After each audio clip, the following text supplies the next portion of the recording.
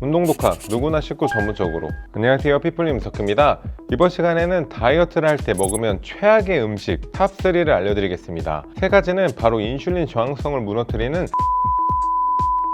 입니다. 좀만 먹어도 살이 찌거나 운동을 해도 남들보다 살이 잘 안 빠지는 것 같은 분들은 이번 영상을 끝까지 시청해주세요.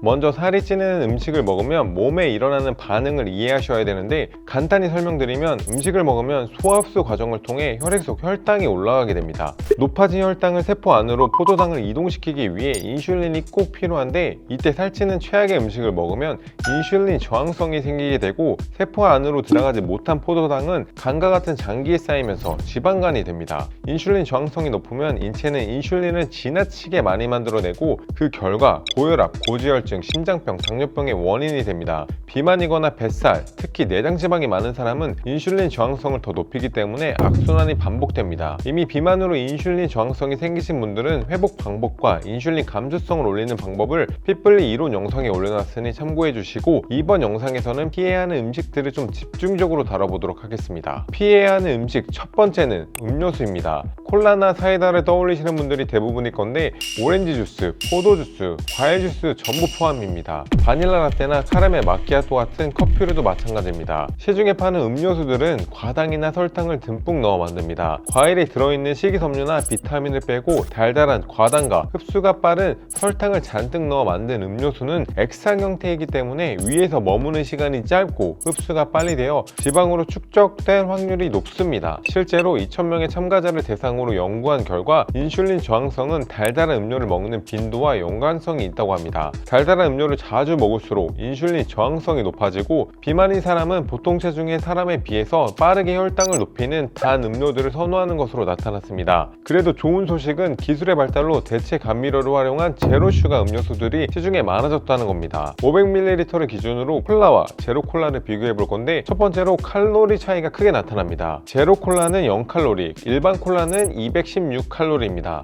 칼로리만 보고 200칼로리 정도야 그냥 먹어도 괜찮겠지, 분명 이러시는 분들이 있을 건데, 콜라에 들어있는 영양 정보를 봐야 합니다. 영양 성분을 상세히 들여다보면 콜라는 지방과 단백질이 1g도 없는 그냥 당입니다. 탄수화물이 54g인데 그 안에 들어있는 당류가 54g인 걸 볼 수 있습니다. 각설탕 한 개 영양 성분이 탄수화물 5.3g, 당류 5.3g이 들어있는 것을 볼 때, 콜라 한 캔은 각설탕 10개가 들어간 그냥 검정색 탄산 음료입니다. 각설탕 한 개를 입에 넣고 씹어 먹으면 얼얼할 정도로 단맛이 나지만, 탄산이 들어간 액상의 콜라는 그만큼의 단맛을 못 느낍니다. 그러니 오늘부터라도 콜라는 꼭 제로콜라로 바꿔주세요.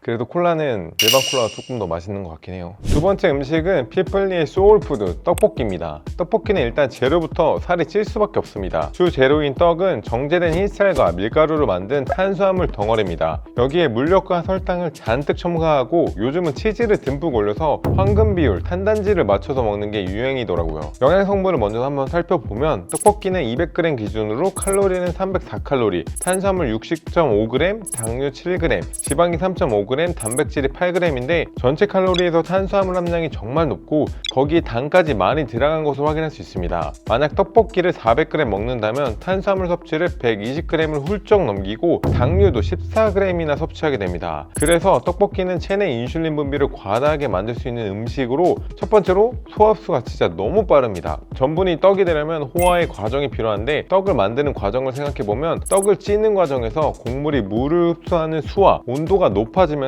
전분 조직이 느슨해지는 팽윤, 전분 구조가 파괴되면서 투명해지는 붕괴 단계를 거치게 됩니다. 소화 과정을 거쳤기 때문에 떡은 상대적으로 소화와 흡수가 잘 될 수밖에 없습니다. 그리고 그만큼 빠르게 혈당을 올리게 되는 거고, 떡볶이를 먹고 나면 금방 다시 배가 고파지는 겁니다. 국수를 먹을 때처럼요. 실제로 떡은 혈당 지수가 높은 고혈당 지수 식품이며, 설탕과 물엿이 떡과 함께 콜라보하여 빠르게 혈당을 높입니다. 두 번째로 우리가 먹는 떡볶이 양은 200g이 아닙니다. 실제로 이전에 영상에서 엽기 떡볶이의 실제 중량을 측정해서 보여드린 적이 있는데, 분모자 중국 당면을 추가한 결과 3,350칼로리를 육박하는 칼로리가 나왔습니다. 떡볶이를 양 조절해서 먹지 않을 경우 성인 여성의 2-3일 동안의 기초대사량에 해당하는 칼로리를 그냥 한 번에 한 끼에 섭취하게 될 수도 있습니다. 여기에 치즈까지 추가하게 되면 물론 맛있겠지만 4000칼로리는 그냥 넘어가게 됩니다. 만약 떡볶이가 정말 먹고 싶다면 양을 조절해서 먹는다면 그나마 괜찮지만 조절 없이 많은 양의 음식을 섭취하게 되면 어쩔 수 없이 빠르게 혈당을 높이게 됩니다. 결국 단순당과 소화 흡수가 빠른 탄수화물이 결합된 음식은 인슐린의 기능이 떨어져 인슐린 저항성을 높이게 될 수 있으므로 꼭 유의하셔야 합니다. 그렇다고 소울푸드 떡볶이를 끊을 수 없는 건 저도 잘 알기 때문에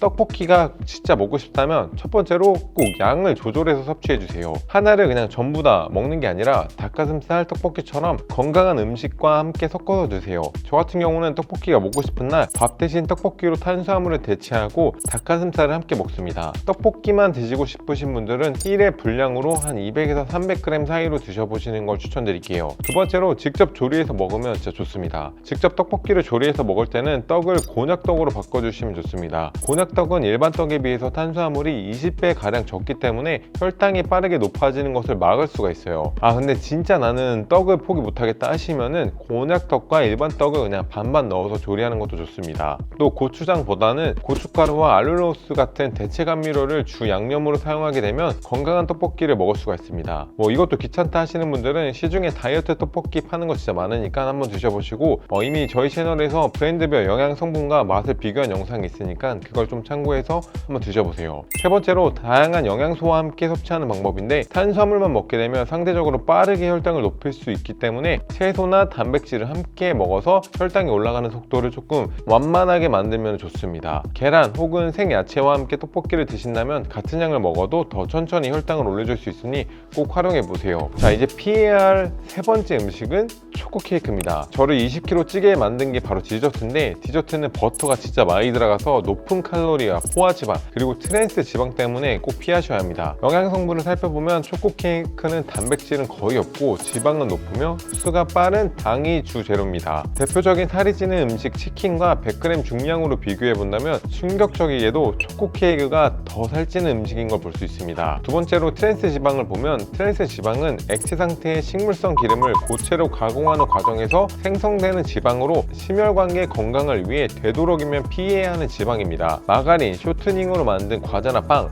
팝콘, 피자, 도넛 등 가공식품에 정말 많이 사용되고 있습니다. 제품에 따라 다르겠지만 초코 케이크에 들어있는 트랜스 지방이 0.4g으로 양념치킨 100g에 들어있는 0.1g보다 4배가량이 높아 추천드리지 않습니다. 또 하루 4g이 초과한 트랜스 지방 섭취는 심장 및 혈관 질환 발생 위험을 23%가량 증가시키는 것으로 나타났으니 진짜 꼭 조심하셔야 됩니다. 사실 초코 케이크의 경우 100g당 함량이기 때문에 양 조절도 쉽지 않은 메뉴입니다. 따라서 그냥 되도록이면 피해 주시는 게 좋고 저는 진짜 못 참겠다 하시면은 하체하는 날 조금씩 드시면 좋습니다. 이렇게 이번 시간에는 다이어트를 위해 피해야 하는 최악의 음식 3가지를 다뤄봤어요. 예전 같았으면은 그냥 무조건 먹지 마세요 라고 말하겠지만 저도 타락해본 결과 이게 쉽지가 않더라고요. 이게 먹는 만큼 돈도 얼마 안 들고 이만큼 짜릿하게 확실한 만족감을 주는 것도 없기 때문에 여러분들한테 먹지 말라고는 안 할게요. 대신에 그나마 먹더라도 대체할 수 있는 감미료가 들어간 제품이나 식이섬유를 활용하는 등 전략적인 방법을 활용하면 어느 정도는 분명히 도움이 될 겁니다. 이런 전략적인 식단 방법을 저와 같은 전문가 분들에게 조금 코칭을 받고 싶으신 분들은 힙블리 힙서울 식단반을 들어보는 걸 추천해 드릴게요. 영양사분들과 전문 스포츠 영양 코치분들이 탄단지 매크로와 대체 음식으로 식단을 설계해드리고 직접 코칭해드리고 있으니 꼭 한 번쯤은 들어보시는 걸 추천해드리겠습니다. 네, 이번 시간에 저희가 준비한 영상은 여기까지고요. 영상을 보시고 도움이 되신 분들은 좋아요와 구독 부탁드리겠습니다. Thank you guys. But I can see that you don't realize, and that's what made me fall in love. 'Cause you